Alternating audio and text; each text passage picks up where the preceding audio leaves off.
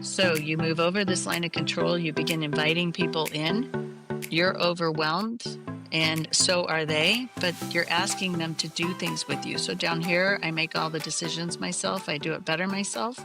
Now we're moving into this mindset over here is right here. I do it better with others.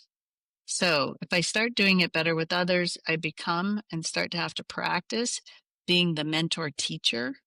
And I start to let go. I say, hey, down here, I say, hey, would you make this decision? And would you do this for us? But don't make a big decision.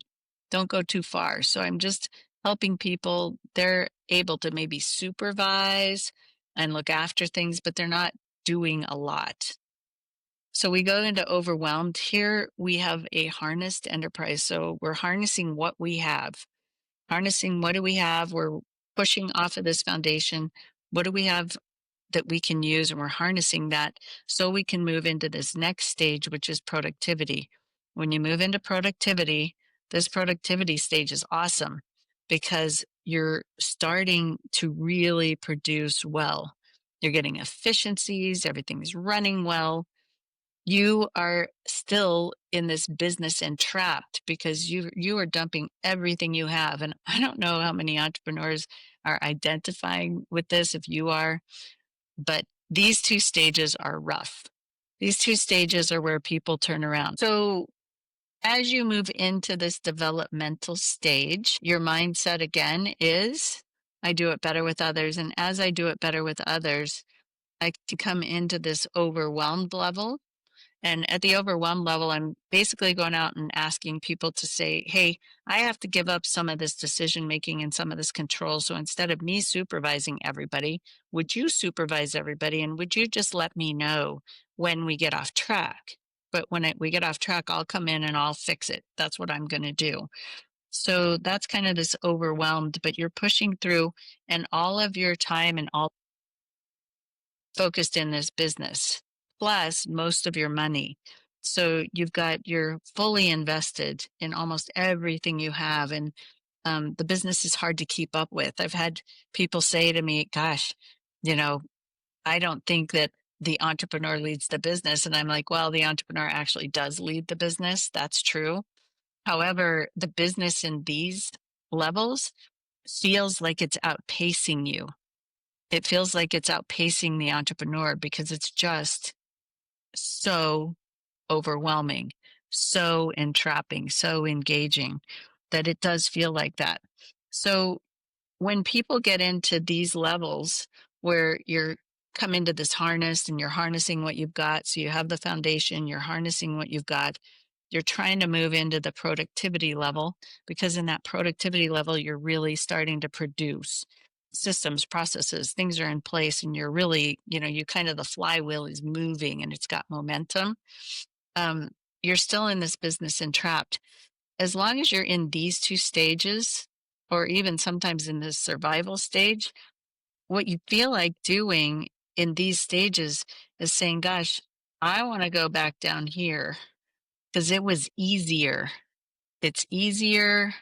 It's simple. I don't have as many customers or clients. I don't have as many products that I'm selling. And a lot of times people make more money down here because their overhead's not as high.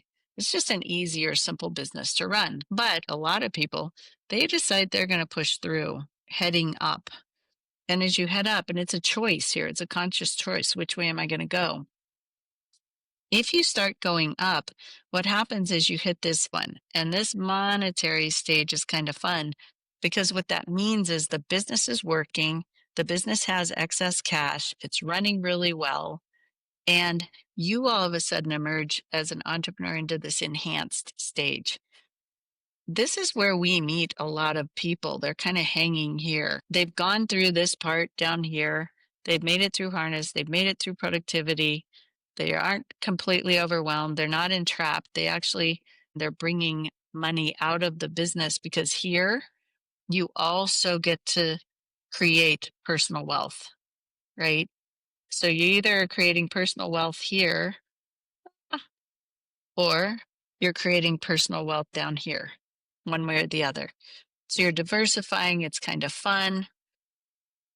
This particular line right here, this one, that one is about self-purpose.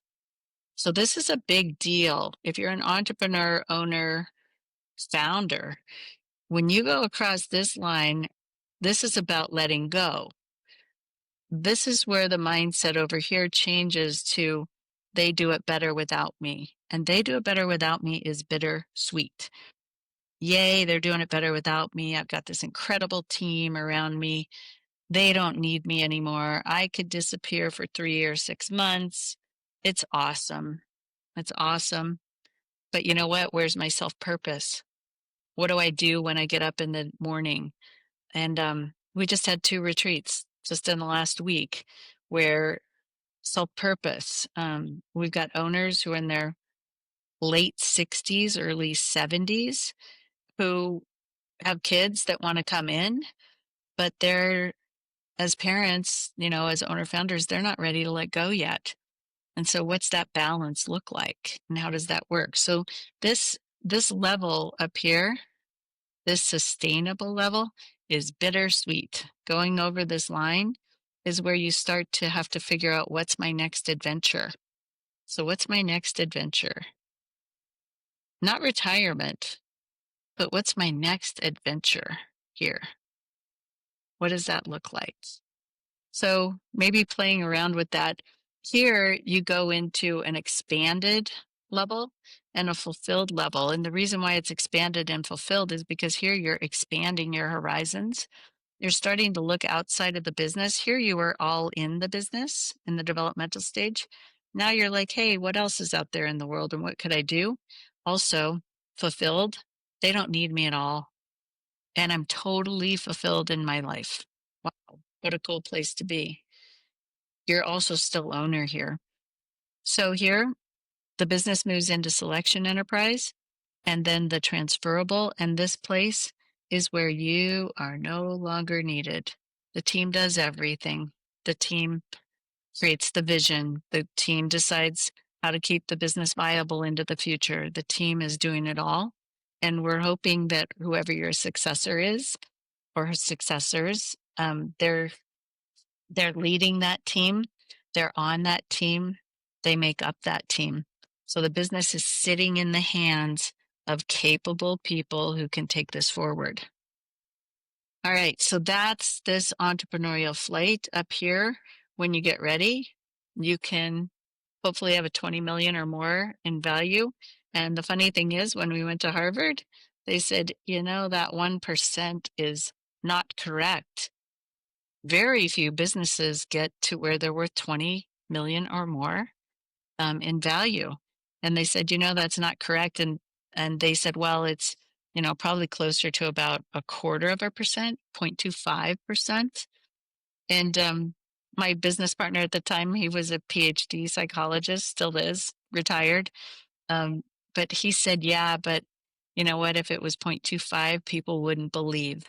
They wouldn't believe they could do it. So we kept that 1%. Why? Is because we want you to believe.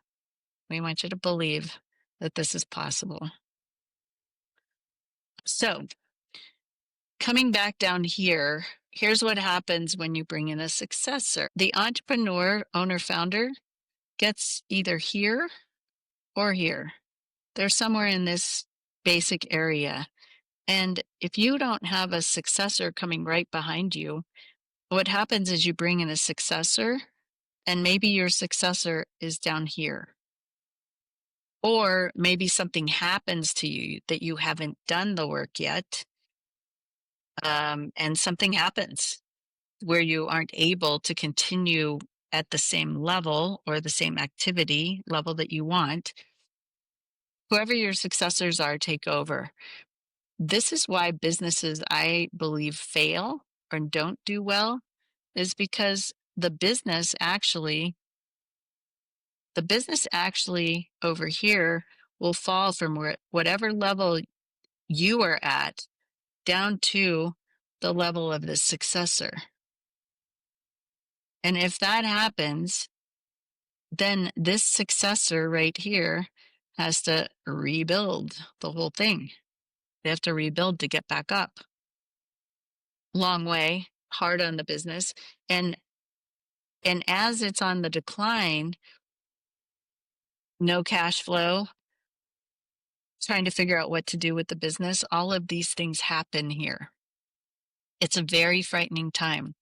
So to conclude this little bit here, the idea is to have your successor right behind you. One, to know where you are. Two, to be able to transition knowledge. You don't have to transact equity. You can, but you can transition knowledge, and you can also build a governing board where maybe it's just 2 people. It's not a big board, it's a small board. But you start to teach and you start to mentor through the board so that when your successor shows up, you want your successor to be right with you. You want your successor up here, side by side. That's what makes a great and successful transition. So, hope you've enjoyed this, the Entrepreneurial Flight. It's a really cool model. It's in some of our books on Amazon, and we also are using it in our Evolve program. So I just want to invite you to come in, be a part of our Evolve program, and check it out. There's some information right here that you can get on a link and go see it. So thanks for listening.